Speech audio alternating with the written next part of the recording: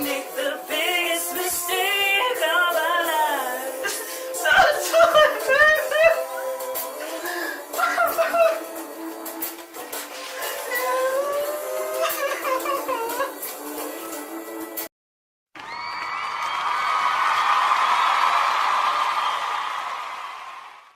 Yo, when I'm sad, all I want to do is listen to sad songs, as crazy as it sounds, because it gets me back in a good mood.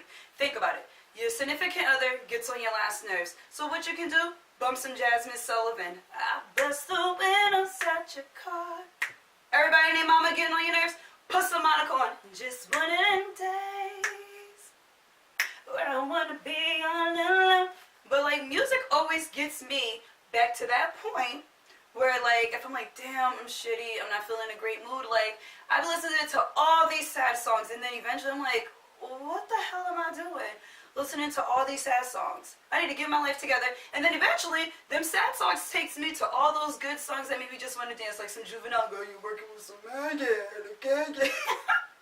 But I know I'm not the only one out there who listens to sad songs when I'm super duper sad. And sometimes it's not even, like, I'll listen to sad songs that I cannot relate to. And you know what it is too with sad songs when I'm sad? I put myself in scenarios that I can't relate to, like I said. And I just be having this whole music video going on in my head. And then eventually I start listening to more and having different scenarios for each song, which honestly and truly puts me in a much better mood. And I know I'm not the only one out there. I can't speak. And I know I'm not the only one out there that does it. But guys, thank you for watching. And if you like what you see and like what you hear, comment, like, share, and subscribe. Hey, until next time.